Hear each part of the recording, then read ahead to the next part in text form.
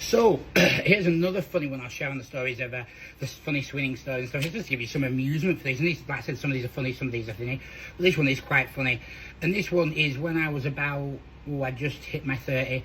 And there was a young girl, legal age really, of course, but 18, 19 area, who, she actually used to work for us. And she was working, she got a job, I helped to get this job. And she went and worked somewhere else. And after a bit, she's talking to me. And I used to chat to her every now and again, like check up on her and and she only went with, like, her boyfriend's involved in black and all this stuff, and she'd just had her birthday, she turned 19, she sends me this message one day, I'm like, out, and my Snapchat's like flooded with all these sexual messages, so I won't say her name out, but I send back, LOL, like, who's got your phone? And she goes, well, what do you mean? I said, who's got your phone?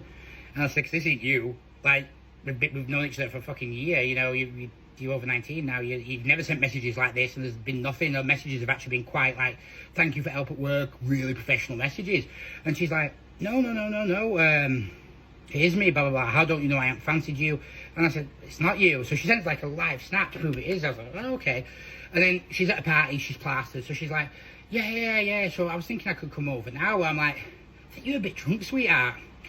And she's like, so I have sent her a really nice thing. I said, look, you know what? She goes, why? Am I not interested in me? And I said, it's not to do with that. I said, but I think you're very, very drunk.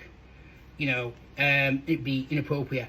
So she's like, oh, okay. She goes, you sure? And I said, yeah. And she goes, well, can't I come over now to your house? Because I'm only like 5 minutes away. And I was like, I don't want to turn it up. So I was like, nah, because, I said, I can't go with you when you're drunk. I said, when you're sober, we'll have a little chat about what you've said.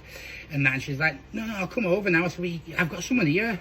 My friends are here. She's like, oh, right, okay. I said, I can't really, everyone will know.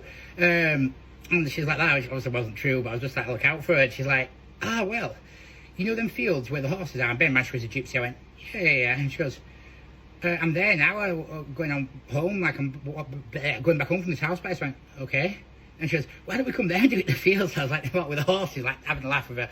And then the next day she messaged me and she just talked normal. I went, do you remember messages last night? And she was like, yeah. And I said, I'm going to tease you, but I can't be bothered now, really. I said, anyway, but she goes, oh, didn't you know? I went, no, I didn't know. So we just had a laugh. Literally, that was the end of it. Didn't anyone, went back to, like, she was professional working, doing stuff. Nothing was said. So I thought, you know what, sound. And then she'd moved into a new flat about 2 months later, and she goes, can you help me take the stuff up to the flat? And it was like carrying the wardrobes up, carrying desks and all this stuff up. So like, yeah, so I'll be honest with you, I said, you're not asking me to put them together, are you? I said, because I'm shit at stuff like that. She goes, no.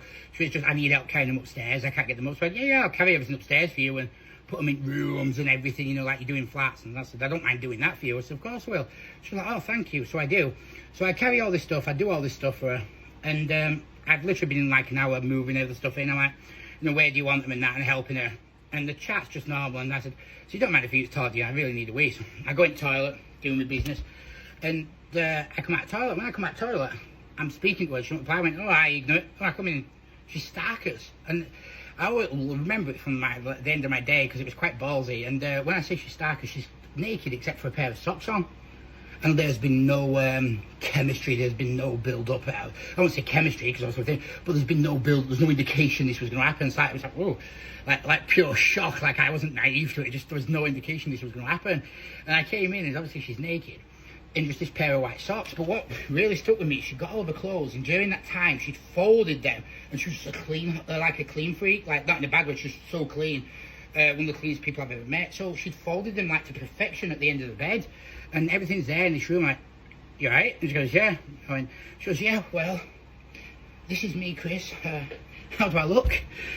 So obviously I'm not expecting that, like looking at that. Yeah, you look good, yeah. So that was a funny story I had for one where I just didn't see it coming. It was like boom, out of nowhere.